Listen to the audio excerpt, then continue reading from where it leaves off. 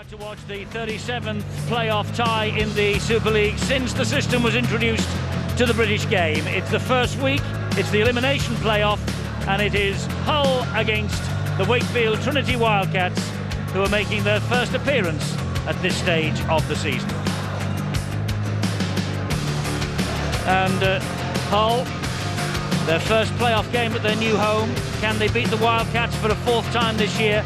They have never won a playoff game before, failing 3 times in 2001 and 2002.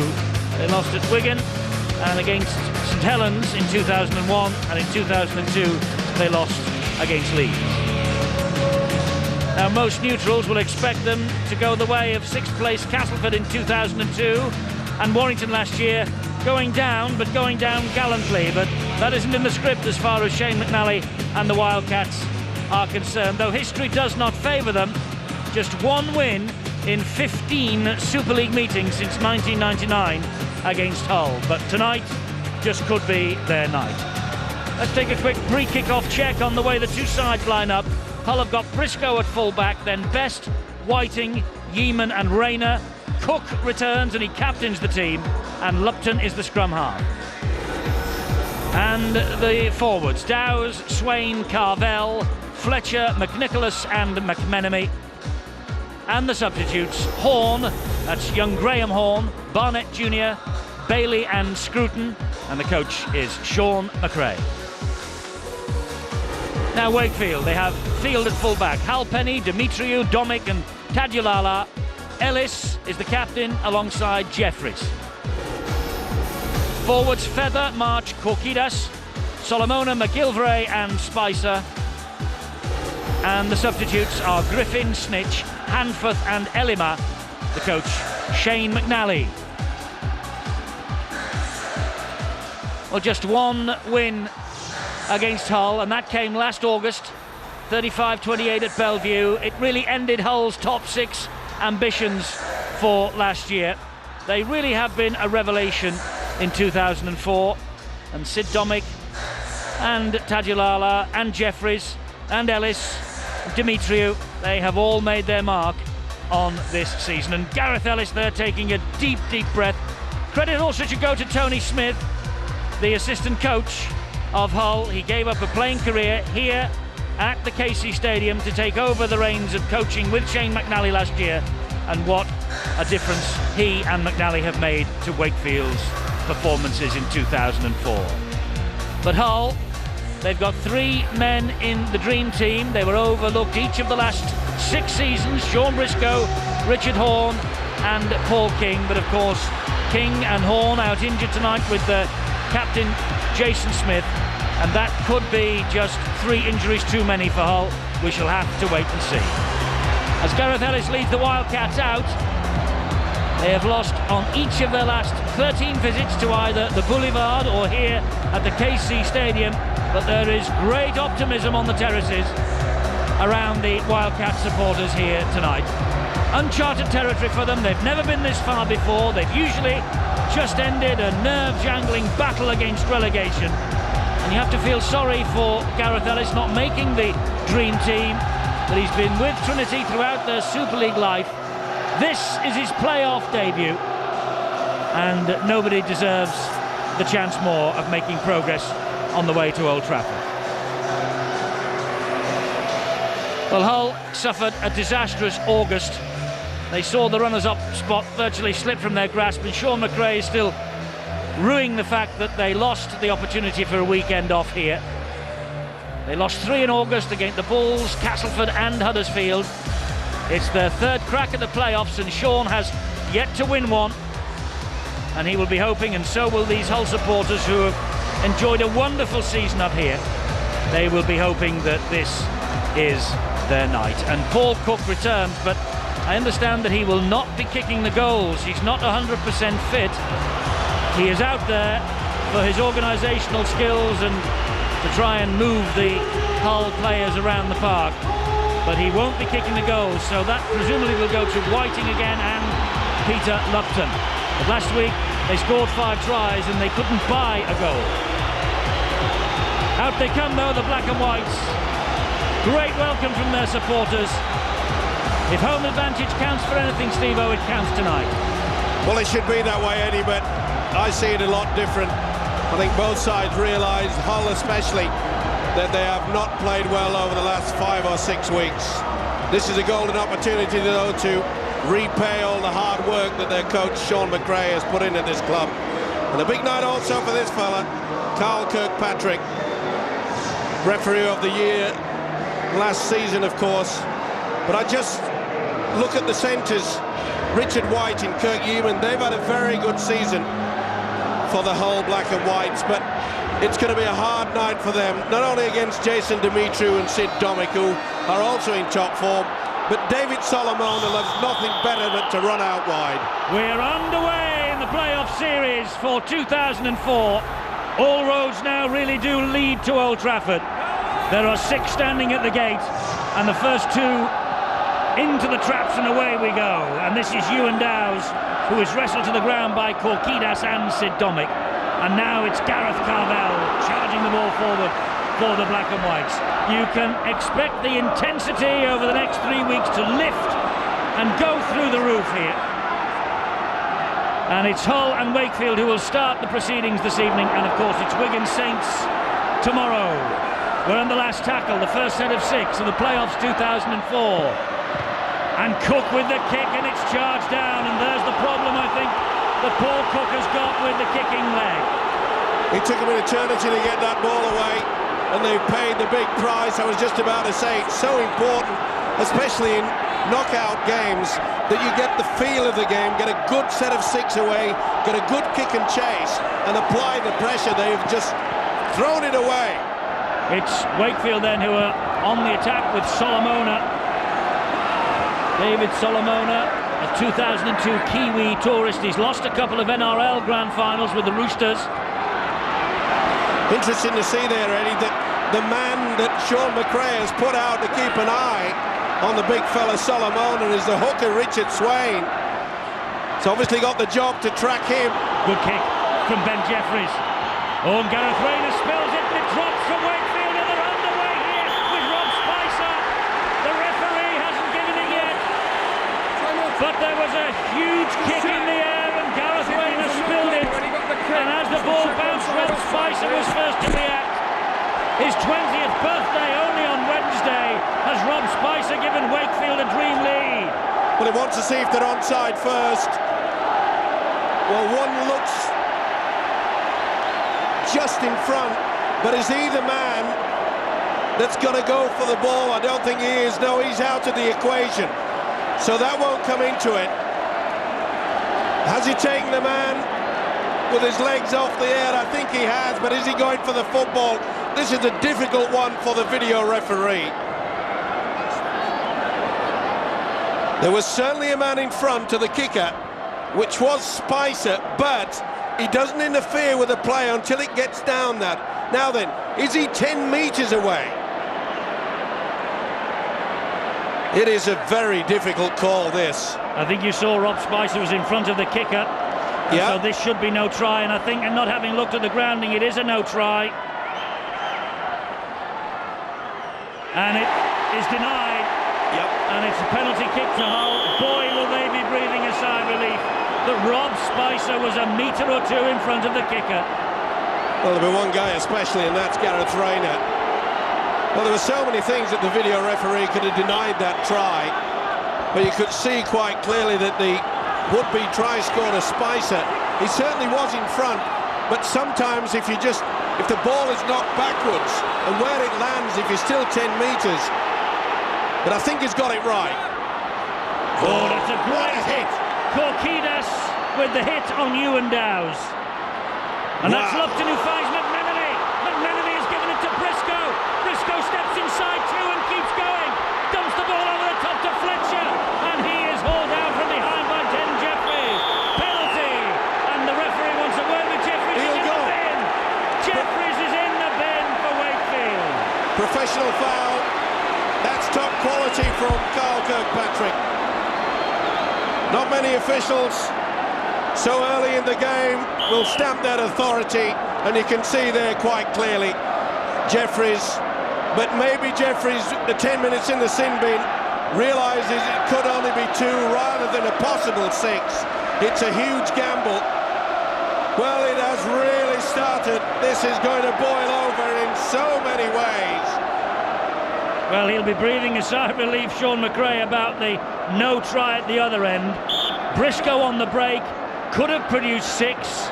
Jeffries holding down in the tackle. It might produce 2, but it's Peter Lupton who gets the first chance at the goal kicking. Remember last week, they couldn't buy a goal, Hull, against Widnes. They scored 5 tries, they didn't convert one of them. Memory serves, Lupton had a go, Whiting had a go, and even Richard Swain had a go. But Lupton has been practicing all week in kicking, and let's see whether he can come up with the goods. No, he can't. That's going to be a problem, Eddie, and he knows it. He should have buried that one. Well, this is the offside, and he was offside, Spicer. Certainly is. And he came within the 10 metres. Yeah, only just as well, wasn't much in it. But should Hull, Steve-O, have gone for the throat here? Should they have gone for the 6 rather than take the 2? I think, Eddie, that they were stunned with that, and they wanted to settle things down, but it was a wonderful break by Sean Briscoe. I mentioned before the kickoff that one thing that Wakefield can't afford to do is to allow him plenty of space, the full-back, Briscoe. Richard Swain with the ball on halfway, finds Lupton, and here comes McMenemy again, whose initial break set up the Briscoe run. What a start for Shane McNally and Tony Smith. They're still discussing the no-try decision at one end, I'm sure, and now they have a man in the sin bin in Ben Jeffries, who has been so pivotal to them this year. McMenemy flicks the ball away, Swain manages to hang on to it, and Swain just can't get through. Spicer with the tackle, and March on the last. It's got to be a pressure kick, this. And Lupton with a kick in the air to try and test Tajalala.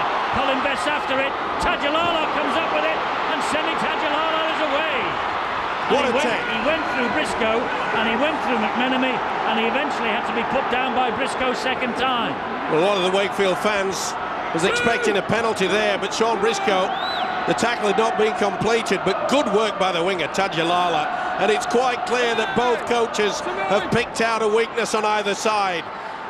Wakefield will be spotlighting Gareth Rayner, they've done that already, and Hull, they're doing the same with Semi Tajalala.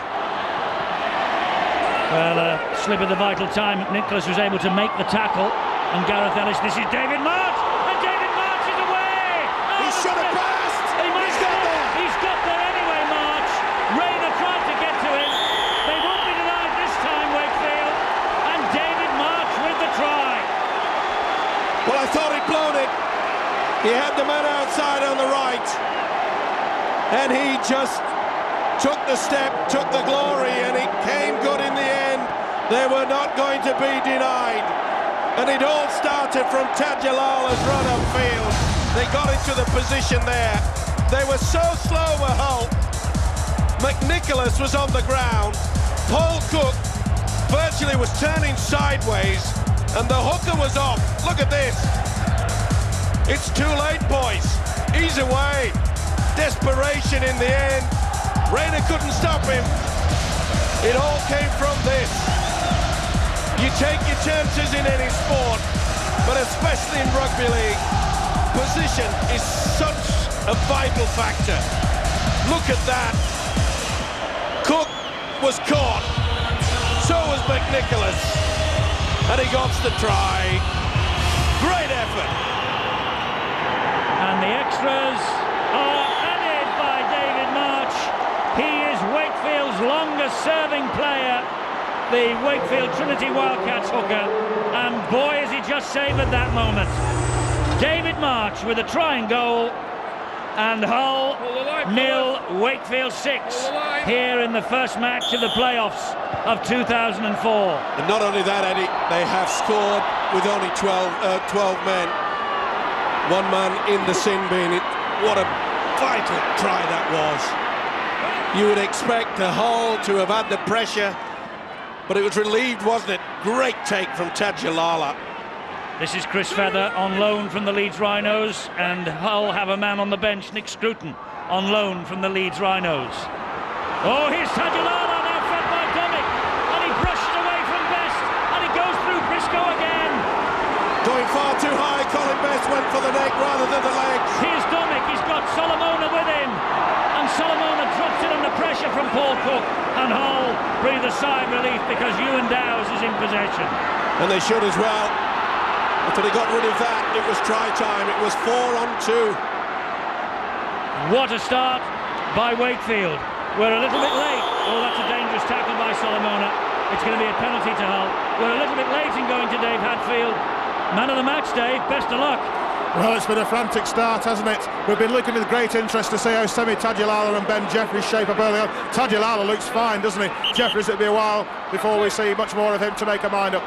As always, that left-hand side attack, they're flocking round Solomona and Sid Dominic when they take the ball up. Both in the dream team. Two of the Hull players in the dream team not here tonight. Although Lupton did very well for Richard Horne last week. And what about Sean Briscoe, the start he's made? It's a national scandalous boy, hasn't got to watch. Maybe we'll put that right tonight. All right, Dave, thanks very much. We'll be with you shortly. And it's a penalty to Hull, and I think David Solomona was placed on report there by referee Carl Kirkpatrick. The touch judge was called on, the two captains. Well, he got the hands in between the leg and then brought him over the top. Not allowed to do that. Fortunately, Rayner is all right. He's still out there. But here now comes Richard Fletcher, and he's crawling his way towards the 20-metre line. March stopped him. This is Richard Swain. Here is McMenemy again. Flicks the pass to Lupton, and Lupton will attack down the left-hand side now. Good ball on the inside to McNicholas. Oh, McNicholas just lost his footing. Richard Swain waits 10 metres away. Here is Paul Cook, and Cook flicks the pass. Swain, they keep it going. On it goes to McMenemy via Briscoe. Comes wide to Fletcher, then back in the middle again. The ball is dumped down to the ground. Dominic is all over the player, but he gets it away. This is good move from Hull, and it's with Whiting, and here is Colin Best, and he's thundered to the ground. Tremendous football from both sides. Another penalty. David Solomona penalised again. But what wonderful stuff from Hull, and they're running it this time. Here comes Carvel. Nearly caught Wakefield then. Quick tap. And there's a Wakefield man down on the left-hand side of the defence. But this is McNicholas. Oh, he should have gone a long ball. There was two overlaps. Another penalty, and there's this Halpenny on his way to the bin. I think he'll call a bit of pushing and shoving in the back play. Well, they've got one man in the bin, Ben Jeffries, and Halpenny is wanted by the referee. Surely it's got to be a warning, though, Eddie. He wants Gareth Ellis. He's having a word with Gareth Ellis. No doubt about it. You can see he gave him a facial, held him down. It's got to be a penalty, no doubt about it. Paul McNicholas didn't like it, went on with it. It's another tap, more pressure. And here's McNicholas again. You've got to admire the way that Wakefield's defence is holding. Can they stand firm here? This is Ewan Dowes. 5 penalties to Hull. This is Richard Swain. Here is Peter Lupton. This is Sean Briscoe. The ball spills out. It's gone backwards, has it? No. Another penalty. Another penalty to Hull. It's 6th penalty in the first 12 minutes to Hull. And here they come again with Cook. And Demetriou gets a great tackle in on Yeeman. And it's another one. There's another one in the bin here. There's another one on the way. It's going to be Ellis. This is sensational. Hull can't score for Toffee. And it's not Sweets that he's thinking about there. Shane McNally. 2 in the bin now. They're down to 11. They've got to keep going for the tap. The one thing that Hull cannot afford now is to come up with an error early. This is Gareth Carvel, forced back again by this Wakefield defence. How long can they survive? Well, they're taking a gamble, Eddie. They're coming out very quickly out wide. They know the overlap has got to favour the Hull side, so they've got to take a risk and try to force Hull back in the middle. This is Swain, and he goes up the middle, Swain, and he gets there, Richard Swain, against the 11 men. And Richard Swain scores for Hull, and all the pressure told in the end. They're 2-man light. They have got men in the sin bin, Wakefield. Shane McNally cannot believe what's going on. They've had a try disallowed by the video referee. They've got 2 men in the bin. They built a lead, and now it's been clawed back via Richard Swain. Well, we knew that Wakefield were going to press out wide to try to force Hull down the middle, and they did that. And it was a good run from dummy half. Remember, it was David March that did exactly the same thing. To the dummy, couldn't get through to him. He finished it off well. This is going to be one heck of a ball game, this. The tension out there is unbelievable. Well, Richard Swain is Hull's Player of the Year in 2004, and Peter Lupton has the responsibility again of kicking the goals. Confidence low. Can he kick this to level the scores? This time he can. It's Hull 6, it's Wakefield 6. Hull with 13 on the field, Wakefield with 11. Ben Jeffries just coming back. Whoa, Phil Clark, what a start to the playoffs this year. And it's evident sitting on the sideline just how important both of these sets of players realise a good start is to the game, really. It's as if they both want to get himself in front in this 80-minute race, really, to get through to the next round. And I don't necessarily think it's the fact that they've been without numbers, but certainly the penalty count so heavily against Wakefield is probably one of the reasons why it's 6 points all. Well, they're back now to 12 men, and they've probably got, what, about 8 minutes before Gareth Ellis gets back on the field. But they've shown if they can just get their hands on some possession, they can find a way through the whole side. I think the positive thing for the black and white fans is that their side have shown far more inventive play in attack than we've seen for several weeks, and they're exposing some gaps and chinks in the Wakefield defence.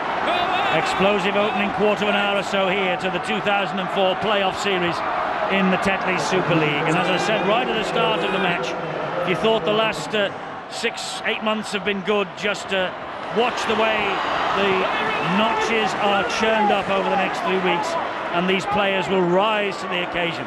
Certainly have done that. What a beautiful little offload there from the standoff Paul Cook. Ewan Dowes over halfway. He's certainly going to be the architect, is Paul Cook, tonight. Working out wide. Lupton with the kick, diagonal. And scooting across is Mark Field, who takes possession, the fullback for Wakefield. Well, an explosive and an intriguing first quarter out of the match. Wakefield get their first penalty, as we hear from the first time from Tony Smith of Leeds Rhinos.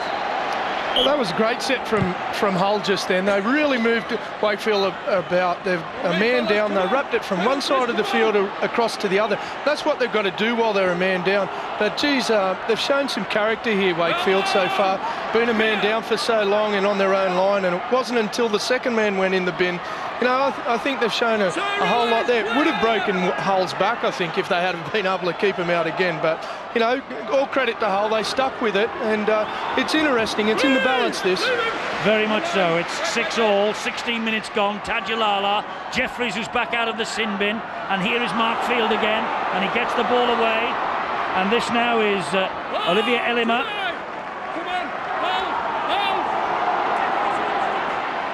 And he plays the ball, and Jeffries tries to stab it through, and Paul Cook has got it. Has he got the legs? Cook has got... No, he hasn't. He obviously has a problem. It was a great tackle by Mark Field, and here is Gareth Rayner. And Rayner trying to get the ball away, which he does to Briscoe. Very evident in attack, Briscoe early on. Great work there from Gareth Rayner. Run himself into dummy half, make sure he had progress. Richard Whiting showed it one way, went for it the other. Great ball! Oh, McMenemy will score for Hull. What a pass that was! What a pass off the deck. And McMenemy scores it. But the ball that was fed to him was absolutely outstanding. It sure was, Eddie, but is there a doubt about it? It was a good position by Carl Kirkpatrick, the official. This was the intercept.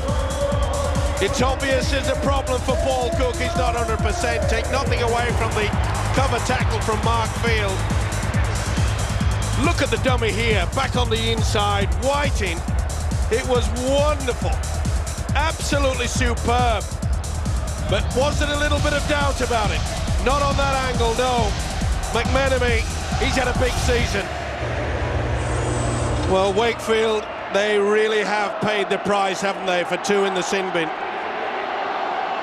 McMenemy with the try, Lupton to add the extras if he can, and he does. They'll have to try and score very close to the post tonight, Hull, because Paul Cook is out there but not the regular kicker. Not tonight anyway. McMenemy missed the Widnes game last week, his first of the year, and he's come back with a bang tonight. Far more purpose we've seen from Hull tonight. Everyone realises that they went flat about 6 or 7 weeks ago in what should have been the easier running. It turned out entirely the opposite.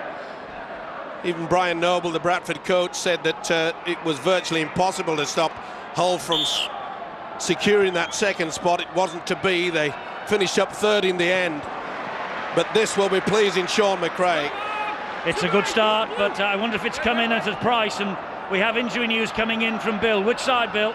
Eddie, it's a problem for Wakefield, another problem for Wakefield, and they won't want to see Sid Domick struggling, but he did have treatment for what looked like a calf injury about 7 or 8 minutes ago. He's had strapping applied. He's just moving a little bit delicately out there, and that's a real concern to see their top try scorer struggling. Indeed so. The biggest problem for Wakefield now is they've just got to stop the momentum that Hull's got. They're full of confidence of the black and whites. They're turning in the tackle, they're offloading, there's been good support, good running from dummy half. High kick from Cook. Oh, and, well, he looked a little bit dodgy underneath it, Mark Field, but he dealt with it competently enough. Yes, Hull will want to try and build on this lead with only 12 men on the field against them at the moment. There certainly is, and of course Wakefield will be doing the opposite, just slowing things down. You know, it's difficult for the fullbacks and the wingers. The floodlights here are very high, and Hull are getting plenty of height on the kick, but it was just a touch too long. Took it well, did Field. This is Solomona, great offload. It's got to be a good kick and chase here. He almost got through the gap then. Elima, the kick over the top from Jeffries, and here is Colin Best for Hull. Best, he played for Cronulla in the playoffs 5 times. Somehow got the pass away there to Lupton. Lupton is eventually grounded by Darryl Griffin. Well, it shows you the confidence there, Lupton. 2 beautiful little steps. But here's the man that's just offloading now, Cook, operating just on the fringe of the play, the ball area. Major problem, obviously, with that right leg, and that's why he's not kicking the goals tonight. But his sheer presence out there is important to Sean McRae. It certainly is, and he's mixing it. He's taking the first receiver and then sometimes just moving out a little bit wider. This is Richard Fletcher. Sean McRae hoping against hope that he'll go out with a real blaze of glory at the grand final on the 16th of October. This is Gareth Carvell. There is Gareth Ellis waiting to return to the fray. And it's a great kick here. Oh, but very well watched in the end by Rob Spicer. I beg your pardon, not Rob Spicer, by Steve Snitch. Put himself in a great position, didn't he? I don't know whether he read it well or whether he was just caught out in the right position at the wrong time, but he got it to it. And Gareth Ellis about to return to the fray. Meanwhile, Solomona driving it forward for Wakefield and gets the offload away brilliantly. It's Oliver Elima again. Good tackle by Yeaman there. Demetriou, good yards from dummy half. Great ball wide to Halpenny. Did well to stay off the whitewash then. Had to reach forward and then step. Another high kick from Jeffries. Briscoe's after this and takes it well. That's the form of the dream team fullback. He has kept Chris Radlinski, Paul Wellens, Richard Mathers and others out of that dream team. Oh, knock on. Shouldn't really have offloaded there. It was not the best attempt. Rayner to his winger, Colin Best. And they have come up with a knock on when they really didn't need it. And it's getting very, very tasty out there.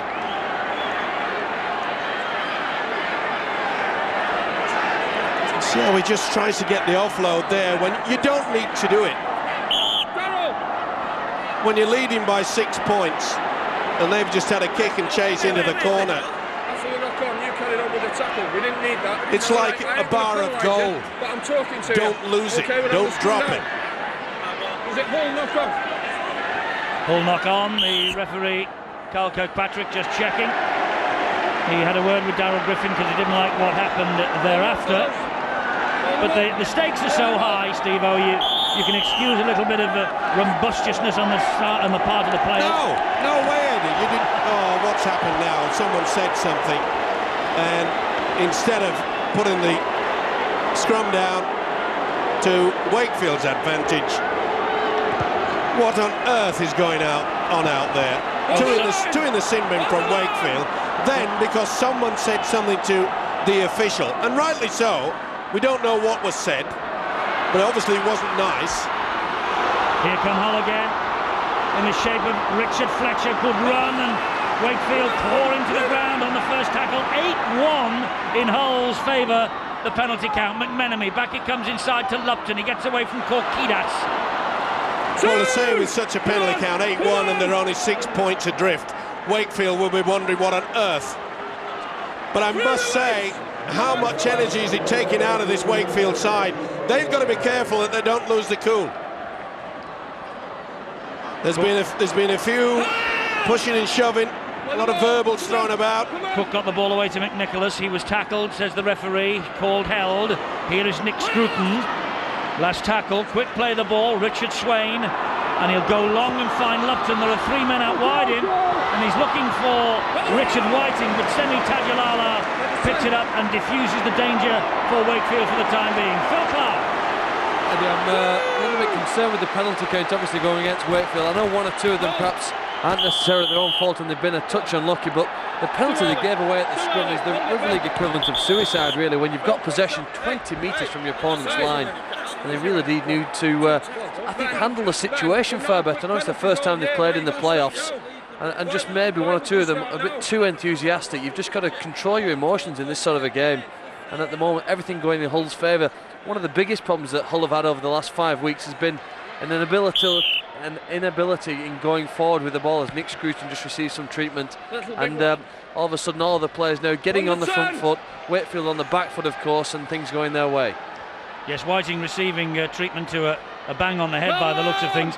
Tony Smith, I'm sure you'll be telling the Leeds Rhinos discipline is the key to success in a playoff series. Well, it sure is, and that goes all season. Here we see another one. You know, tempers are flaring here. It is. It's a matter of who's going to settle down in this game. You know, we saw such a big turnaround. Wakefield had the scrum. I'm with Phil down there. Wakefield had the scrum, attacking 20 metres out. Now, to talk up then, that is a coach killer. And you look for the person who's been speaking to the referee, and you hook him off as soon as you can if you had the chance. But then the turnaround, you know, it just puts too much pressure on your own team. They got lucky and got a penalty down their own end. Should be interesting here to see if Hull can keep him out. Let's see if they can, because here comes Steve Snitch again. Well, to be fair, Eddie, it was sheer stupidity to talk to the official. Griffin driving it in. But I'm sure that Carl Kirkpatrick has warned Hull the next one will be in the sin bin. Jeffries, good ball back on the inside. Gareth Ellis. Good job that Swain just got to the legs as well. Dancing little run from Dimitriou, flicks it on to Solomona. He's looking to get the ball away, and he does to Domick, despite the attentions of Richard Whiting. Sid Domick, injured maybe. Ellis, and Ellis runs flat across the face of the Hull defence. Can't get the ball away, takes the tackle. It's March, it's Jeffries now, and here comes Elimar. Hauled down by Briscoe. Dimitriou on the charge. It's a big effort here, and Wakefield are over the line. But have they got the ball down? And who on earth is it? Is it Steve Snitch under all that? Yes, it is. Now then, as he squeezed it away, he's twisting. They haven't stopped him. This is the most important thing. He's still twisting. They're all lending weight, and I thought that wasn't allowed. I think he's got it down, isn't he? Or is it under somebody's leg? Is it black and white underneath there? Well, best of luck. Say that. Wow. How on earth? Ian Ollerton is the man with the decision, and this is the second video referee decision for Wakefield. What is it this time? Another one is chalked off, and it's the turnover. Well, look out for somebody having a word with Carl Kirkpatrick again. No, they're all keeping away from him, but Shane McNally will be heartbroken that his men have been over the line twice. Both have been disallowed by the video referee, and he's had a couple of players in the sin bin, and his men are getting caned in the penalty count. Well, it was good scrambling defence that got to him. He's on the last. Snitch adamant that he got it down. And I think just for a fraction there, Eddie, you could see that there was a black and white leg underneath the football. That's obviously convinced the video referee. He's having a big night tonight, and there'll be plenty more to come, I'm sure. Gareth Rayner did really well to pick that up. It was a bouncing pass from McMenemy. Dimitri was all over the top of him. Oh, and Cook again with that wobbly right leg. Poor kick. He was put under a lot of pressure, though. Here is Mark Field, well, ball down by Scruton. If he's got a problem with his leg, why on earth is he still opting to take the kicks? Surely there's got to be someone else out there that can do that and take that responsibility. And Sid Domek leaves the field. He limps his way to the sideline. That's a huge blow. That's a massive blow for Wakefield. Their leading scorer is off the field on this his 99th appearance. Well, it's going from bad to worse, isn't it, for the Wildcats? His 99th appearance in the British game, by the way, and maybe that is it. It's lasted 28 and a half minutes. And I think it looks like a hamstring, and I don't think he'll be coming back from that. Korkidas replaces him. It is March who is the dummy half, and it's Jeffries. And here's another test for Gareth Rayner. And he gets out of jail tremendously. Well, we've seen on both occasions, haven't we? Gareth Rayner on 2 now. Tadulala also 2. Great work from Best. Wonderful run from Colin Best. We knew that we were going to be put under pressure, but the work from all the wingers tonight. Well, the tempo of this game is unbelievable. Nick Scruton will get to his feet, 10 metres inside his own half.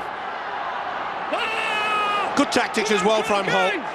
Quick play the ball, they're doing the short little pass, so they can't afford to let this guy run at them. Richard Swain, oh, ball is lost and is stolen. Stolen by Griffin, was it, in the tackle? 2 in the circle, pulled out. Well, it's certainly not going their way, is it? Yep. Pulled away, but was he on his own? No, according to the official. Said that David March was... Well, he was there, you see. Once you're involved in the tackle, it's a 2-man tackle. He's got it right. And surely they'll be going for the 2 points. Well, fortunately, Shane hasn't got that much up top on the hair side, so he's not got too much to lose. But he must be absolutely wondering what on earth is going on to his team tonight. Well, last time I spoke to him, Eddie, he had grey hairs in the ears and up the nostrils, so it doesn't matter whether you shave your head. It's a tense moment for him. And he knows, he's been around the game too long to realise that it won't. It'll switch round. Games have a very bad habit of just turning around in the second half. 35 metres out, Peter Lupton gives it a good whack. Has he got the distance and the direction? Yes. Another 2 points to Hull. They lead by 14 points to 6. The penalty count makes horrendous reading for Wakefield. That was the 9th penalty that Sean McRae's men have received. Wakefield have picked up 3. And I think you can quite clearly see on the face of Sean McRae that he knows too that this penalty count surely just can't continually go their way. Well, I think all the coaches say if their players are transgressing, the referees should penalise them. It's a funny old game, this, Eddie. You and I have been around enough to realise that, you know, maybe Sean McRae, maybe the whole players thinking, you know, 14-6, go to the break. They still haven't killed the opposition off. Huge blow, though, for Wakefield. That's Sid Domic's off the field. Bill with news. Eddie, it's a calf injury as suspected, right calf, strapped up, iced up. They're going to give him on the bench until half-time. Have a look at it at half-time. They're hoping that he'll be able to come back in the second half, but they don't sound too confident about it. Well, there's the problem for Sid Domic, and it is a cruel game, this. He's had a wonderful season, and in the first tilt of the playoffs, he goes off after 28 and a half minutes on this, his 99th appearance in the British game. If there's one thing that he can think a bit positive about is that, you know, with a calf, they can strap it up and get away with it a lot better than, say, when you get a hamstring problem. once the hamstring goes, you are finished. No more play tonight, but they'll probably get it all strapped up, hope that he can come on in a crucial moment. I think Wakefield now just have to hang on. A little bit like Paul Cook, I suppose. They'd like to get him out there, even if he is half fit, just to cause a little bit doubt in the mind of the opposition. Phil Clark. Eddie Hull have dominant in nearly every facet of the game. If you just think back a minute, they received the ball from the kickoff and they made 70 metres in 5 drives, and all straight away they're putting Wakefield under pressure wherever they kick the ball, whether it be a high one or a low one into the corners. And the difficulty now for Wakefield is that they can't quite make that distance with their possession. You see every one of them trying their hard now, whether that's because they've had to do more defensive work in this first 30 minutes. They are struggling, but the kick chase game hasn't been as impressive as we've seen previously this season so far, and the need really to up the intensity. Just look how much meters Colin Best makes, and how easy it is for him to get out to that danger 10-metre zone. And here now comes Sean Briscoe, and he weaves his way back down the left-hand channel. Good refereeing there by Carl Kirkpatrick as well. He could see that David March had not attempted to go back the 10 metres, shouted at him and said lay off him, rather than give a silly penalty away. Rayner is hounded to the ground by Demetriou. That's another good run from dummy half, this time from Peter Lupton. Well, Wakefield know they've got to try to get to the halfway line. That halfway mark, should I say. Only 14-6 adrift. Another iffy kick from Paul Cook. And again, why is he doing that if he has a problem? If he was creating problems with the kick, yes, continue on. But we've seen the last 3 have been very poor indeed. This is Gareth Ellis for Wakefield. Now David March, and here's Solomona. The number of times this fellow offloads in the game, it's unbelievable, and there's another one. David March trying his best to try to get the penalty. Corkinas, great offload to Jeffrey. Jeffrey's then up the middle, it goes with Demetriou, he gets away from one. Looking for the support on his right-hand side, it wasn't there. Bailey was the man doing the tackling, and this is Solomona. And again he dumps it, but this time back into the arms of Andy Bailey. Well, he took the gamble, went for the power play. I think a lot of the Wakefield players were anticipating someone to get into a position and put the kick. I think they would have been better off by doing that. We know the quality. He wasn't too impressed, Shane McNally, because they are trying to run the clock down, and the best way to do that is to put the ball in the opposition area. Now it's with Richard Whiting.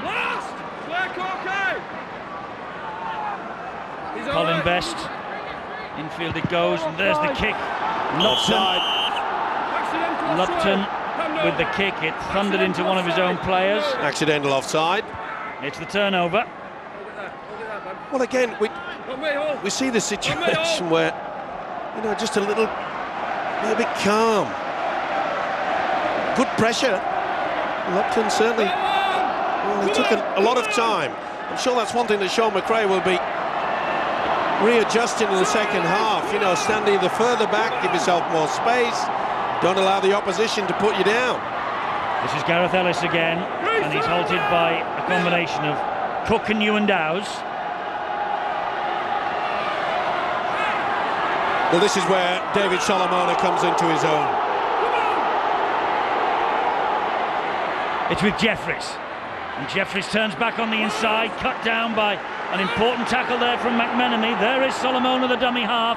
Great ball out the back door, and Corkinas just couldn't get the arm over the line, and that's the turnover. Well, that's a second power play, and yet again I'm not so sure that Shane McNally was too impressed with it. At least didn't get a very good strong line of defence. And there it is. 2 power plays from Wakefield. Scruton with nowhere to go. I must say, Hull are taking it very dangerous by offloading the ball. You really want it up the jumper. This with Cook now for Hull. And he makes a few more metres. He hangs on. Is that the way to play it near your own line, Tony? I think it probably is.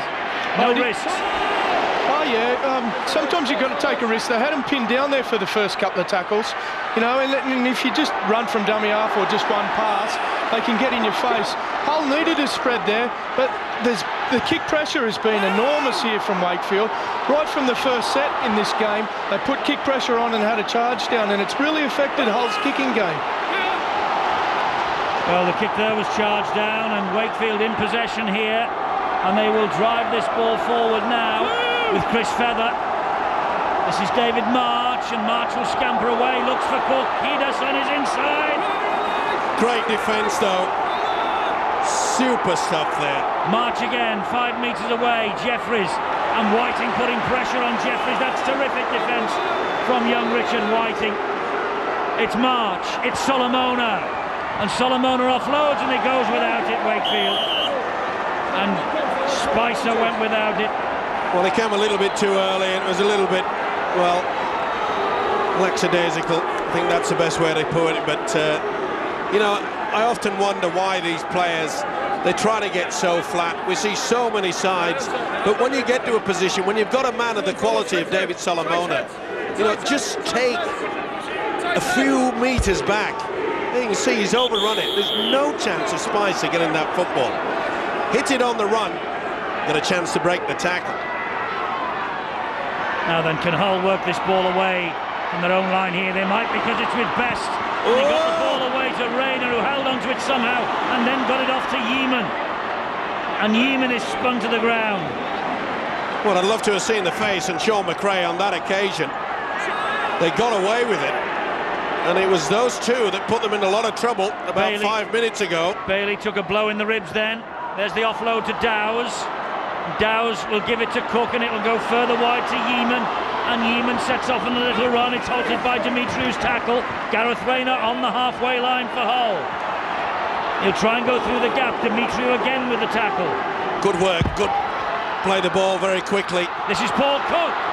Again, it's Gareth Ellis with the tackle. Well, he saw the gap, just didn't have the pace. High kick to the corner. Tadulala's waiting for this. And it's bounced off the arms of Best. It comes on to Briscoe. He kicks it forward. And Graham Horne hacks it forward. And eventually it's picked up by Colm Halpenny. How cool was that from Halpenny? Struggling through, ricocheted off Kiedis. Look at that, it just... What? Well, we got a glimpse of Nicky Barmby earlier on in the match from Hull City. He would have been proud with some of that footwork, wouldn't he? Certainly would. Shane McNally would have been. He would have been very relieved indeed. This is Spicer now. Good play as well. You can see that Wakefield, they're working hard. They're not really worried about the scoreline. They know that the time will come. It's a great kick. It's a terrific kick. It's a terrific kick from Solomon. It's brilliantly picked up by Tadulala. What a take, the half-time siren. What a take! Well, Shane McNally, he saw his side start so well. They were denied by a video referee's decision. Carl Kirkpatrick, the referee, has really caned them in the penalty count. The Wakefield fans still debating what went right and what went wrong in that first half. They led 6-0. And then Hull hit them with a couple of tries, one from Swain, one from McMenemy, and Lupton, thankfully for them this week, has added a few goals. 14-6 at half-time. Half-time here at the KC Stadium, and Hull 14, Wakefield 6. Remember, whoever loses tonight will bow out of the race for Old Trafford this year. Well, the crowd in great voice, particularly at the Wakefield end. They are here for a party. They have never made the playoffs before, and they have not disgraced themselves. They have taken part in a fascinating first half. They led, remember, 6-0 at one stage, and then they had a bit of whistle from the match referee. Hull got back into the game. Wakefield had two players in the sin bin, and it's 14-6, and all to play for in the second half. But Gareth Ellis, Steve-O, as Wakefield captain, he has a huge responsibility, not only to win the match, but also to take control of his players in the second 40 minutes. Yeah, they can't lose their cool. We saw for a few moments midway through the first half that few of the players lost their composure. They can't afford to do that. They know they've got 40 minutes. I'm sure that Shane McNally would have told them, you know, 8 points is not a bad deficit, especially with all the position and all the possession that Hull had in the first stanza. Carl Kirkpatrick blows the whistle, gets us underway, second half. 40 minutes away then from a place in the next round of the playoffs for either of these two. And look at the start that Michael Korkidas has made. He's gone through 5, and eventually it is Whiting who hauls him down. What a run from the prop forward at the start of this second half, Michael Korkidas.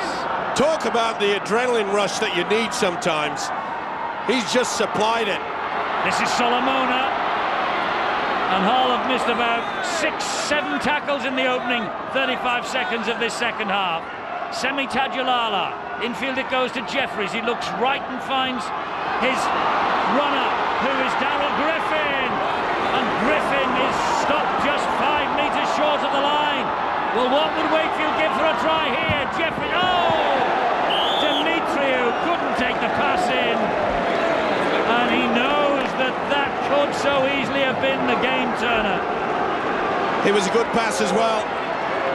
Jeffries knew it, so did Demetriou.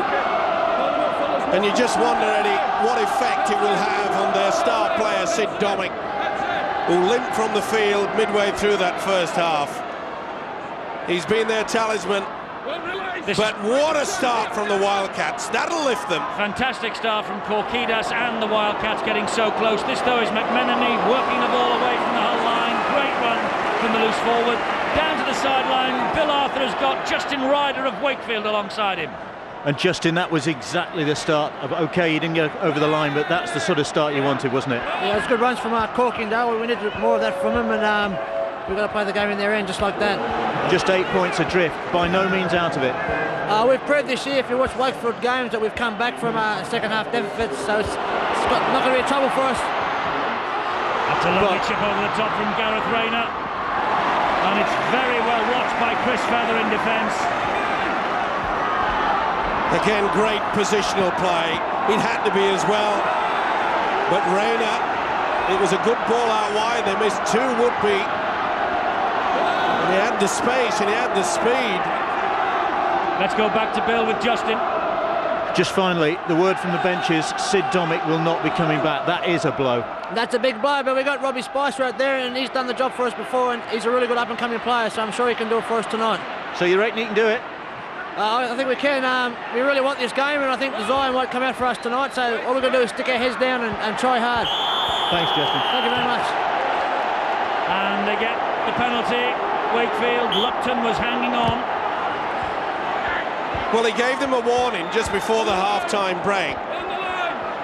Now, I don't know how referees sort this out, but it's as though when it gets to half-time, they just wipe the slate. If they're being warned, why isn't he in the sin bin? 9-4 the penalty count, and here is Darrell Griffin for Wakefield again. Come on! Clear! And Swain just about disentangles himself. This is March who finds Jeffries. And they're 10 metres away, and a drive-in comes in now from Steve Snitch. March, Jeffries gets the ball away. Good defence from Hull. This has been a feature of Hull's season. They've been resolute in defence all year. They have to be again now as the kick across finds Yeeman. He's dropped it. Oh, and a shot from Rayner. This will be a try. This will be a try for Colin Halpenny. But was his legs and the over the whitewash? He wants to see the ground, and I think that is okay. It's just, did his legs? It was a great kick from Jeffries. Kept it low. They're all onside, so he'll go to the next passage of play. Yep. Well onside there. Yeeman under a lot of pressure. Well, they look all right for as far as I'm concerned. Yeah, that's well and truly onside. Yeeman gets a hand to it, went backwards. Is that a knock on? Certainly looked it. Now, he's got to decide whether Yeoman, when he touches the ball, did it go forward or backward? I think it's going backwards. And therefore, sadly, I think Wakefield are going to have try number 3 in this game disallowed. Now then, did the whitewash come into it? No. That's a try. Yeoman touched it. He's for Hull, doesn't matter which way it went for him. It matters for Wakefield and Carl Kirkpatrick, and we all wait for the try to be given. And Colin Halpenny gets the try for Wakefield, and they have scored first in the second half, as they scored first in the first. Can they hang on now? Can they get back in the match? Great kick into the corner, and it certainly wasn't touched. Rayner took the man out, and perhaps Rayner, the way to stop the Wakefield man getting to it. And he was quick. Oh! Just got the leg on the inside. Well, Dimitriou, I thought had touched the ball forward, but Rayner took him out, couldn't get to it, and this man, Halpenny, third time lucky, they've got it. The post with the conversion attempt. Oh, inches, that's all.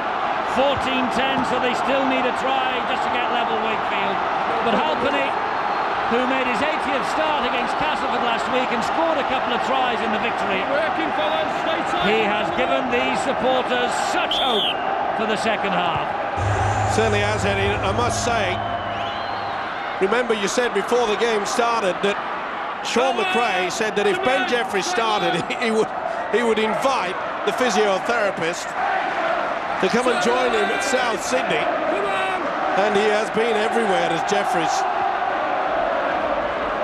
And Korkidis' run, of course, at the start of the second half lifted the Wildcats, and they have scored first. This is March, whose conversion bounced off the post. Solomona. The Wakefield Trinity Wildcats are right in it now. Certainly are, Eddie. And I mentioned the fact that the adrenaline rush that sometimes you need. But so quickly in the second half, it's beautiful to see prop forwards working out. He has had a great season, you know, Korkidis. Jeffries under pressure, another high kick. Rayner is after this, but so too is Dimitriou. Rayner claims it this time. And Rayner tries to extricate himself from the trouble and gets it away to Briscoe. And Briscoe spins to the deck. Been as solid as a rock, hasn't he? Colin Best. Only one occasion that he's looked uncomfortable. Gareth Rayner. And this is Ewan Dow. Oh, and off the chest of Lupton. And they have it back, Wakefield. Well, Phil Clark, what a start to the second half for the men from Wakefield. If Shane McNally could have wished the kickoff to go to any one player on his side, I'm sure it would have been Michael Korkidis, and it was that run really which has energised and maybe got over the stage fright that Wakefield had in the first half. All of a sudden now they're exactly where they want to be, in their opponent's half, with the scrum 30 metres from the line, in a great attacking position, and this is the sort of thing that they've thrived on all season, getting close to the opponent's line and running harder than anybody in defence until you get through the line and score try. Well, if they score here, it will be all on, and that's a great ball from Dimitriou, taken at speed by Spicer. Quick pick up and play the ball back from March here, and March making vital ground. He's 3 metres short of the line, and Swain, his arm is all over the top, couldn't get it out, so the referee says play on, and it's with Jeffries. Here's the ball then to McGilvray, he gets it away to Halpenny, and Halpenny, the try scorer, comes back inside, but is dumped to the ground by Nick Scruton. David March 10 metres away. Jeffries, Gareth Ellis up the middle. Ellis, strong run again underneath the post on the last tackle. Leave him! And Dimitriou waits, bundles the pass to Jeffries. Back it comes to McGilvray. Great defence. Richard Swain and Graham Hall. Unbelievable stuff there. A little bit of turnover, a little bit of a mess there. You've got to take your hat off to this Hull's defence on that occasion. They really weren't underneath the cosh. Well, Hull have got the third best try return. Only Leeds have conceded fewer than their 78 tries this year. Their success in 2004 has been built on the defence. It's been a feature of Sean McRae's season. But they can't get out of their own half at the minute. Wakefield are all over them. Ellis down low, Demetriou round the arms of the ball carrier. And there is a problem here for Hull. There's a man coming off injured. Ewan Dowes comes off and Gareth Carvell goes back on. Well, he's running out of prop forwards. Sean McRae. Gareth Rayner with another little dink over the top. The bounce is important. He'll hack it forward. And Rayner's after it again. Oh, how's that for bravery from Tajalala? Put your money on the line. That was a Rolls Royce coming towards him. He didn't worry about it. That wasn't a push bike. He knew it was going to be heavy. Rayner clattered into him. And here he is again, Tajalala, tackled there by Nick Scruton. March gets the ball away. Corquidas. The atmosphere is absolutely tremendous. Both sides going hammer and tong, especially in defence. McGilvray for Wakefield. Good run. Bailey with the tackle. Last one. Demetriou will dab the ball over the top. Briscoe's after it. It bounced in the field of play. Briscoe goes to ground. He knew there was no option going down that shallow blind side, Eddie. Made sure that he got well away from the whitewash. Graham Horn is dropped to the ground by Darryl Griffin. Oh, he's hurt as well. He's in a bad way. He could hardly play that football. Well, the sequence, if it is a draw after 80 minutes, and I know we're a long way from that yet, is 10 minutes each way, and if it is still all locked up, we then go to the drama of the golden point. But extra time first, 10 minutes each way, then the golden point. But hey, we've got half an hour of excitement to go before that, and this is Tajalala again. Well, I can't believe that Sean McRae is still allowing Paul Cook to take the responsibility of the long kicks downfield. What a pass from Solomona! David March was looking for the penalty there, it never came. Here is Jeffries. Jeffries almost through, an important tackle that by Scruton. Here comes Gareth Ellis. It's now, or was it? No, it wasn't put to ground. It's a great driving run here from Feather. Has he got it down? He's going to give this. A try is given to Feather. What an effort, what strength. It looked at, it was impossible to get through. It was a delayed pass, and there were several black and white shirts around him. There were several blue and red jerseys too. Quick play the ball, and them all sorts of trouble. Ellis just held it up and says, come on, Chris. There was no feather about this guy. It was not tickling here, and he kept going, and that is try time. GRY. Wonderful stuff. Look how he held the ball. That flat pass. Sometimes it works. He was still moving. Great position by Carl Kirkpatrick. And this is what it means to the Wildcat fans. What a start. They have absolutely stunned Hull, who have not got back into this game since the restart. And there is the man who scored the vital 4 points. It's all locked up. Change of kicker for Hanford to give the Wildcats the lead. What a kick from Hanford. Wakefield are back in front as they were right at the start of this match. And look at these Wakefield fans. There's the try scorer on loan from the Leeds Rhinos, Chris Feather. And Wakefield jubilant. Sean McRae, John Keir despondent, as are their supporters at the moment. Hull are still in the dressing room. He'll be disappointed by the fact that they had the numbers there to repel the run from Feather and failed to do so. Hanford was a dummy half. They're looking for more with Griffin, are the Wildcats. Tony Smith, what a start to the second half from the Wildcats this has been. Yeah, I think, you know, from the first kickoff when Corquidas went straight through him, you're right, Eddie, it's taken a while for these Hull boys to get going. And there's a long way to go in this as well. I must say, Hull really built it up last week, and they came home strong. They could well do it again tonight. Great to see Chris Feather. Got a great show of strength. We're delighted for him. He's doing really well here for Wakefield. I've got another boy on the other side there, Nick Scruton, so who knows, Nick might come up with the next try. You never know, there is Nick Scruton. Well, he's come up with not a try, but he's given a penalty away. And it could prove very costly indeed. Don't know whether you caught boots and all on Wednesday, but Tony Smith said that any team could win this competition this year, any one of the top 6. And here at the moment we have 6th placed Wakefield leading 3rd placed Hull by 2 points and looking good at the moment for a place in next week's elimination playoff. But what a match coming up tomorrow, Saturday at 6, Sky Sports 1, Wigan against St Helens. Oh, the mouth is watering for that, and watering also for Leeds Bradford next week. Some great games.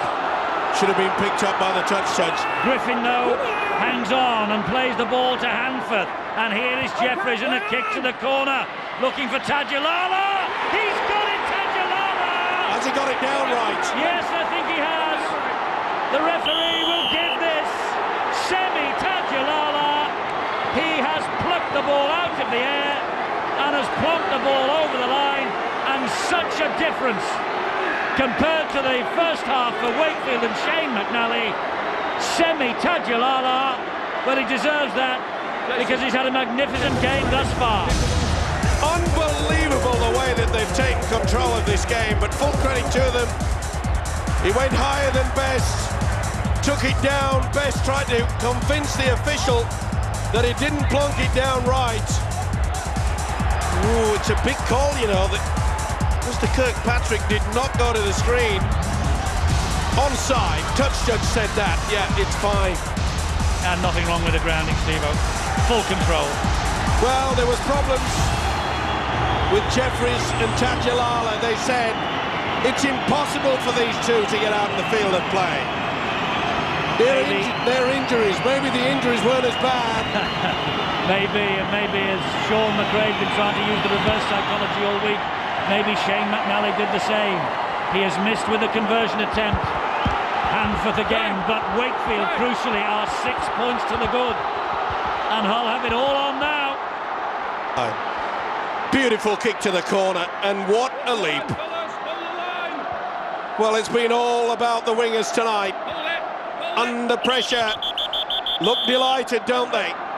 But even they know there's still a long way to go. Hull just have to get possession. They've got to reform. They've got to make sure that they go through their game plan, not panic. Well, they've been hit by a whirlwind in the second half. First Korkidas, and then Tajalala. And they've scored 3 tries at the start of this second half that has turned the game on its head. Hull have more injury problems. Bill? Yeah, real anxiety on the sidelines for Hull now, not just because of the way this game has suddenly turned against them, but also because of the problems they've got with Graham Horn, the latest injury victim, and he's gone to the dressing room, we understand, with what looks like a rib injury. The better news is that Ewan Dowes, who we saw being carried off, is now moving freely, and he looks as though he's going to be able to come back. Thanks, Bill. Here is Ellis, meanwhile, for Wakefield, halted by Scruton and McMenemy. Hanford, and the kick from just inside his own half by Ben Jeffries. Super is kick. Inch perfect. He's been outstanding. Well, Shane McNally said today when he named Jeffries and Tajalala, he says that there was no doubt because the physiotherapist would not have let him play had there been a doubt, and there was no doubt about Tajalala either, and they are proving it absolutely to the letter here. Well, they've combined, it's their show so far, but don't write off Hull. You've got to understand they have not been in Wakefield's half for a long time. 17 minutes almost. Trying to work it out, but a run out of fingers. It really has been a big problem for them. This is Richard Fletcher. They've got to go back to basics now, Hull. They've got to make sure that good charge forward, get them into a position and make sure the kick and chase is good. But I must say, we haven't seen that from Paul Cook. It's been poor from him. This is Yeaman. They've got to give it to someone else, maybe Peter Lupton. Someone else has got to take that responsibility. There was Lupton, but he spun it wide. McMenemy sends it further wide on the far side to Colin Best, and Best will hack it on, but again it's not the best kick. Easily gobbled up in defence, and Sean McRae has got a couple of problems here to iron out. This is Halpenny, turned over and put on his back. Well, that's the sort of defence that maybe could just come... Oh, that nearly was a mistake. Yes, Korkidis wasn't expecting that. Just managed to react in time. Hanford gets the ball away. Solomona.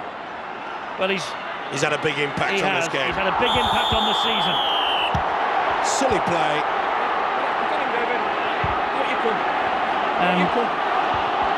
Swain was trying to kick his hand off him, rather bash his hand off him, and then he lost his head guard as well. You deliberately got hold of his head guard and tried to rip it off his head. That's an offence. It's quite clearly you're not allowed to grab the head guard and pull it away. Well, Richard Swain should know that. He wears one himself. Well, at times like this, Eddie, you know, it's silly penalties. I mentioned, look at that. It's evening up. 9-3 at half-time.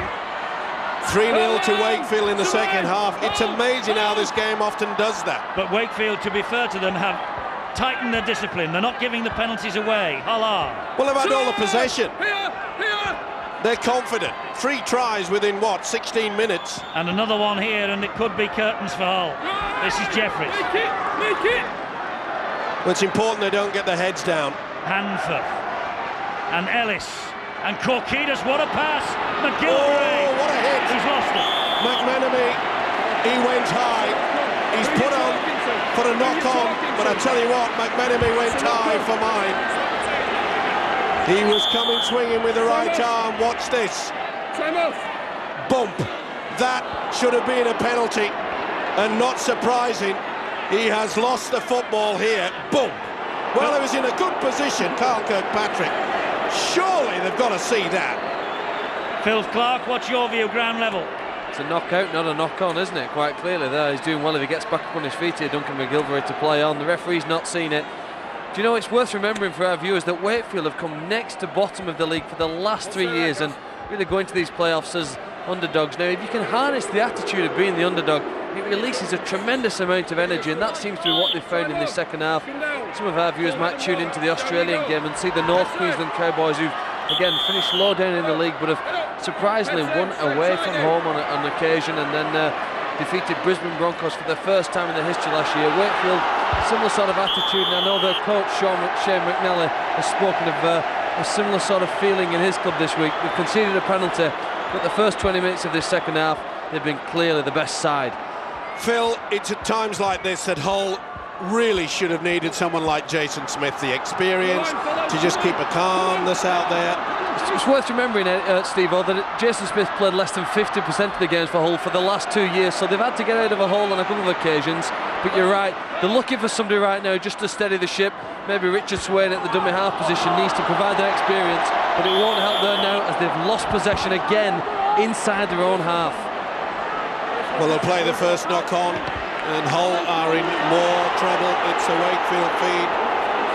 Maybe he was a little bit lucky there. Did he get a fingertip to it? It's very difficult to see there. Spicer. Got a couple of studs in the face. I think they came from Tajalala's boot. Still hurts. Doesn't matter whether it's from your own or against or whatever. Absolutely. This is Gareth Ellis. It's the same as, you know, say I got hit by a size 10. Even if it's size 1 or 2, it still hurts. This is Chris Feather again. Important facet now, Hull. They really have to get themselves sorted out with this defence. Korkidis, strong run up the middle. They're hanging back, Eddie. They're getting tired. Surely it's going to be a kick to the corner again. Jeffries. And Jeffries taking the initiative himself. They are 5 metres away. Solomona! This is the last tackle. They're a metre away. Will it be a bomb? Will it be a kick into the corner? Or will it go from dummy half? Oh, that's a right shambles. Oh, he's given a penalty to Wakefield. Well, it was a shambles at the play of the ball. There he's made contact. Well, they're not standing square.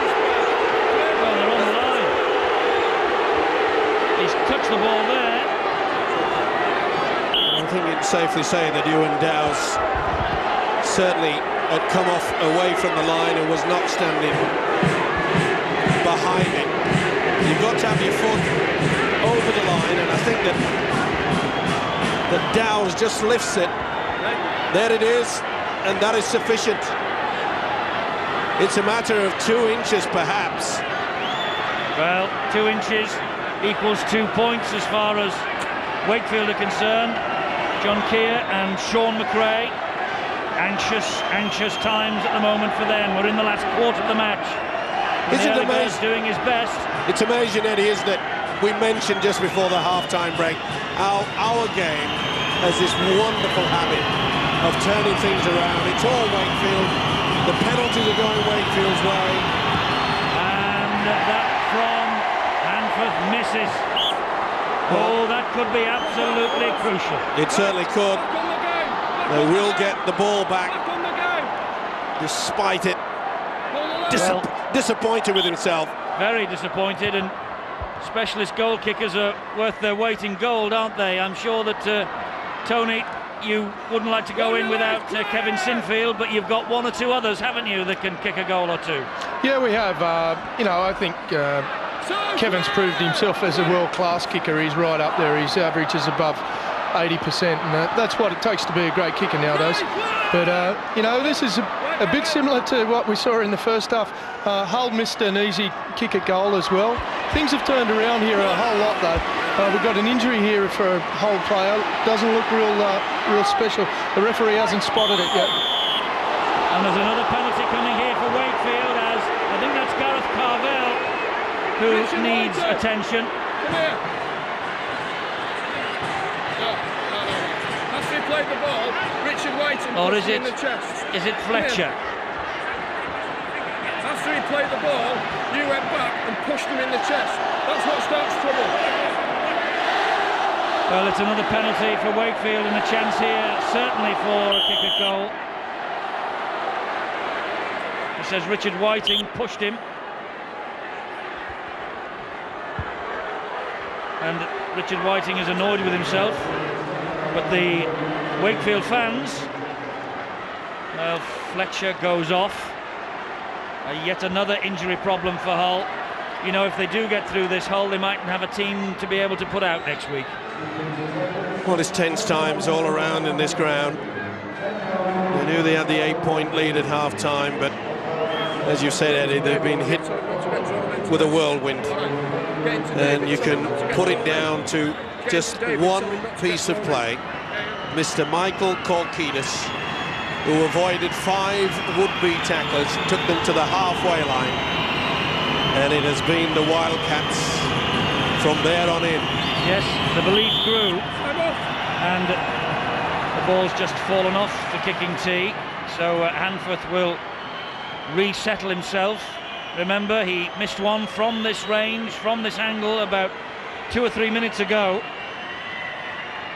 Here he's got the chance to make amends and make it that Hull will have to score twice in the last 14 minutes.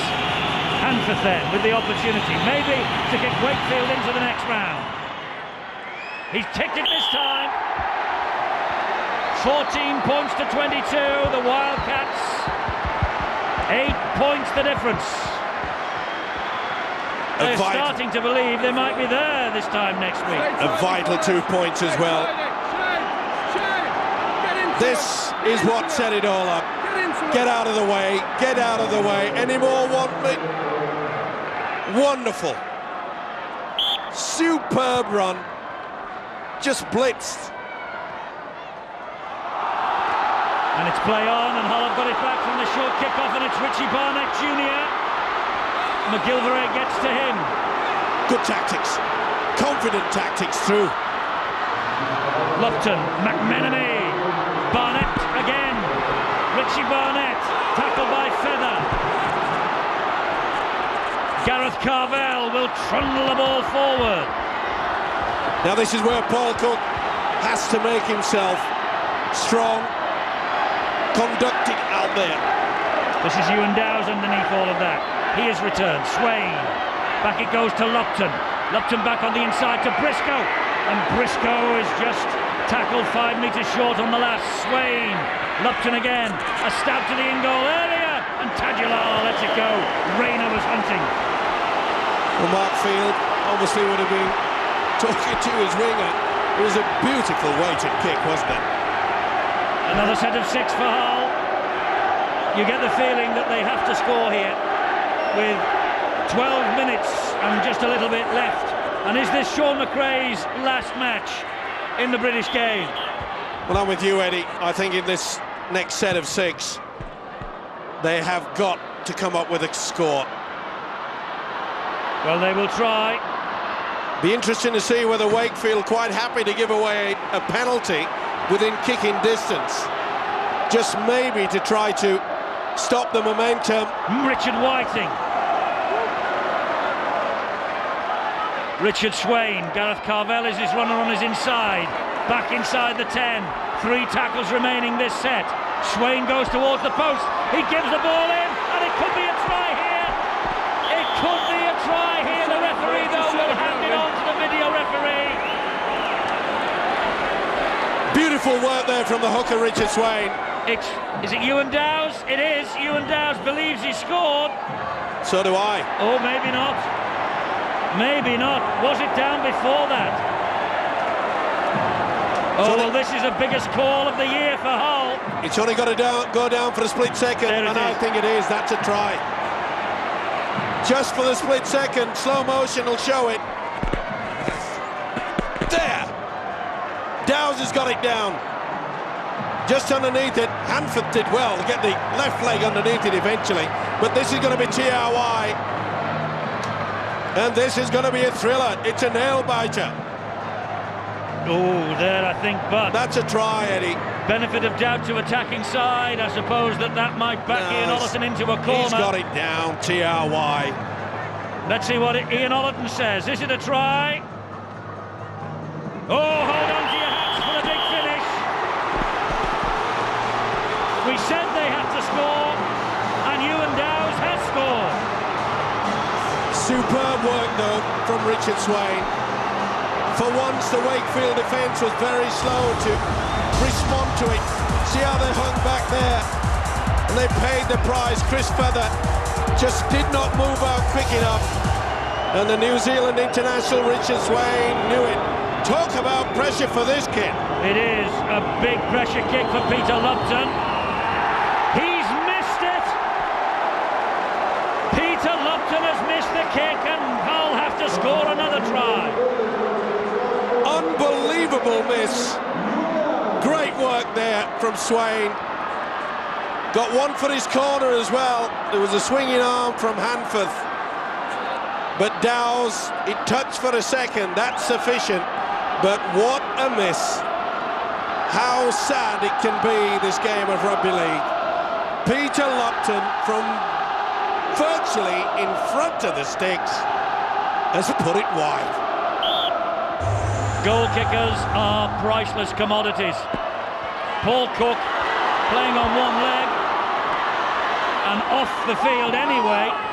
The thing is, Eddie, that you get to a point now where you've got jubilation running through your veins. You know you're back in the game, and then just all of a sudden, boof, the balloon. Well, pinprick, it's gone. Paul Cook is off the field, and Bill's got news of him. No sign of Bill yet. He's been playing on one leg for most of the evening and eventually had to give way. It's that medial ligament injury that made him doubtful for the game, and really this could be crucial. It's already been crucial for Hull, the lack of a goal kicker. Absolutely. Richie Barnett Jr., Richard Whiting, who had a few kicks last week. That's a good kick. Briscoe's after this. Oh, Briscoe was taken out by Halpenny, and the referee's seen it. They should go for the 2, Eddie. They've got to. They know there's just less than 10 minutes. And yet Lupton's confidence must be low after the recent miss, but the definite take out. Ellis took him.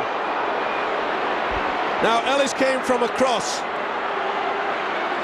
Or was it Halpenny? Yes, Halpenny it was. Either way, he certainly made contact. Richard! And Briscoe damaged. Certainly went into him there, didn't he? Well, that was silly play from Halpenny. Surely he could see quite clearly that the well, fullback... they're going for the six. They're going for Broke here, and that shows that Lupton's confidence is low in the kicking department. Richard Swain gives the ball in field. It's Dowes again. Stopped by this Wakefield defence. They've gone for Broke, Hull, Lupton, McMenemy, and wide to Carvel. Oh, terrific tackling there by Rayner, rather. It was Rayner. Terrific tackling by the Wakefield defence. McMenemy, oh, missed everybody. Found its way to Yeaman, and Yeaman just manages to stay in the field of play. Richie Barnett Jr., the dummy half. Swain, McMenemy again, bounces off one, gets away from Solomona, bang in front, it's the last tackle. Surely they'll go for the high kick, maybe. Swain, wide, McNicholas, great defence again, Demetriou and Ellis. Why did he go for glory? That is what Sean McRae will be saying. And a penalty here, a penalty to Wakefield. Well, I think they took the wrong option, Eddie. I would have gone for the 2 points. Oh, it's not a penalty. He took it from the wrong position, and he had not blown the whistle, the official. I'm sure he was pointing at his mouth, but anyway, it must have meant, I suppose, that he hadn't blown the whistle. Tony Smith's anxious to make a point. Tony. I'm just anxious to disagree with Steve-O once again. Oh, that's a surprise. They had to go for it. There's no point in losing this game by 2 points. You know, to score and even the game, yeah, that makes sense. Or to score and kick the goal as well, to win the game, that makes sense. To lose the game by 2 points would make no difference. Phil, I think you agree. Yeah, I mean, you've got to get down the field and score. What difference does 2 points make? They had to go for the try, and you never know whether the energy that's taken out of Wakefield, just desperately defending on their own line, gives them a chance here now. It's been a pretty good effort there from Wakefield to get up close to halfway line. Well, Barnett here with the kick return, he's going to get them back on the halfway line, and all of the Hull players need to get back onside quickly and offer themselves as support runners to the man with the ball. Well, we'll see if Hull get another penalty with about 2 minutes remaining. They may say, why on earth did they not take the 2? It's all a matter of ifs and buts, this game, but it's been an excellent match. It has. It's had us on the edge of our seats from the very first whistle. Here goes Richard Swain. Do you know, Briscoe has gone off, you might notice. He was injured in that incident that led to the penalty that is of such dispute between Steve-O, Tony Smith and Phil Clark. Here is Lupton, McNicholas on to Yeaman, and they've had to bring Paul Cook back on the field, but Paul Cook is on one leg. Barnett. Sheer desperation. Oh, they've come out of the line. They've come out of the line. They've got to get their defences sorted out. It's a kick and it's a shocker. From Yeaman, palm back, and Whiting again, knock on. Is it? What's happening here? The referee will give us the decision. It is a knock on. And it'll be Hull's feed. Hull's head and feed. Oh, and these are desperate moments for Shane McNally and Tony Smith. Well, it was a shocker, wasn't it? And Whiting got a boot to it. And really, Tajalala should have thrown his body onto it. Maybe Mark Field shouted it's mine, and it wasn't. This is Colin Best. So often the hero this year for Hull. Richard Swain to Carvel. Two points no good, they're looking for 4. It's Dowes. This is just sheer desperation on both sides. Cook, wide ball, Yeaman couldn't take it in. They tried to work the short blind side. They believe they've won Wakefield. Oh, still a long way to go. Cook trying to offload. They're out on their feet. Yeaman knows it's a golden opportunity. Well, now, Wakefield can't just shut up shop. They've got to play with a lot of confidence. And Hull forcing them back. Do nothing silly, but make sure they get to a good position so that when the kick and chase comes in, they'll force Hull back into their own quarter. Dave Hadfield is going to take a big risk here and name the man of the match. Dave? It is a risk, Eddie, because Hull could yet win this game. But it's Wakefield players who've caught our eye. Michael Corkina sparked this second half revival, tremendous forward play. And then we've been very impressed with Semi Tadulala as well. But the man who's got it, another fellow we weren't sure whether he was fit, but his kicking game's been magnificent, Ben Jeffries. Ben Jeffries wins the man of the match, then he'll get the watch, and Jason Demetriou! He's going to score it! Demetriou will score for Wakefield and take Shane McNally into the next round of these playoffs. Jason Demetriou for Wakefield. I thought he bombed it, and he knows that he should have really offloaded. But he finally got it down. It's the end of the road for Sean McRae. It's been 9 glorious years for Sean McRae, but the playoffs again see him fall at the first hurdle. And Hull will bow out. Maybe it's a good thing because they've got so many players out, injured and on the sideline again tonight. But for Shane McNally, what a moment this is. Wonderful stuff, back on the inside. Paul Hanford has been so clever this second half. He knew he should have offloaded. It didn't matter. He got there. Run from the dummy half. Look at the inside pass. It was superb. He was looking to pass, and this is what it means. It's our first playoff game. And Demetriou, that'll seal it. And he knows it. And so does this fella. What a moment. Everyone in Wakefield colours celebrating around this ground. And Paul Hanford to add the extra 2, and that will do. 28 points to 18. The Wakefield Trinity Wildcats are into the next phase of the playoffs. This has got shades of Castleford way, way back in 1999 when they went to Wigan and won at the JJB Stadium. Tonight, Wakefield, who have finished 6th in the table, make progress against the side that finished 3rd, and thoroughly deserved. Certainly has. It's been an absolute blitz in the second half. All right, there was a moment after they scored those 3 tries, Dowes went in. It looked as though we're in for a bit of a nail-biter. But hasn't it turned around, Eddie? It has been all the Wildcats. All the Wildcats, absolutely, and Phil Clark, a very well-deserved win. What a remarkable effort, Eddie, when you consider they've played the game for 20 minutes with just 12 men. Don't forget, 2 men simmering in the first half, and we did touch on the defensive effort. I know they let some tries in, but their effort under pressure, when you consider the penalty count was 8-1 against them, they hung in there, and if you want to be a side that does anything in these playoffs, you need that tenacity and will to fight for whatever the situation is. They've shown that here today. They've brought a tremendous army of supporters behind them, and it just seems amazing that they've got 2,000 fans here, the players playing full of confidence, and who knows what they're capable of. Well, who knows indeed, and Shane McNally and Tony Smith have turned this club around in the past 12 months. And good on them, Eddie. But Sean McRae bids farewell to the British game with a defeat in the playoffs again. We'll all miss him on Sky Sport. Well, we know that it's all about the glory in the playoffs, Eddie, but each weekend there is sadness. It has to be. That's what makes it. Yeeman. Side, 15 seconds remaining. Wakefield move on. They will play the winners. And here comes Gareth Carver.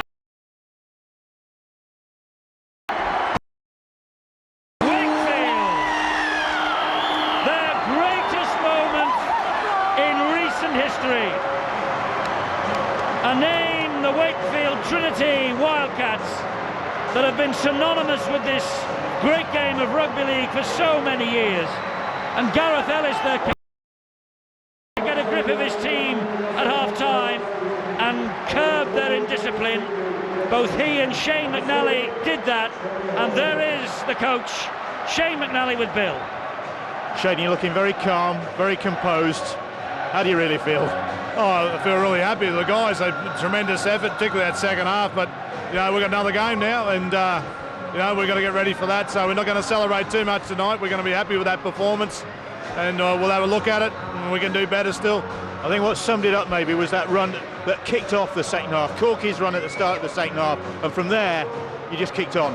Yeah, well, we've been strong second half all year this year, and we weren't worried at 14-6 at half time. We knew that was in with our capabilities, and we just did it in the second half. Sensational. Not a bad choice for man of the match. Ben Jeffries, he's alongside you. Ben, for a man who wasn't going to play, that was pretty impressive. Yeah, it was all right. The forwards did their job today. They went forward good, and us backs could capitalise on that. 14-6 at half time, but you must have felt that you could bridge the gap.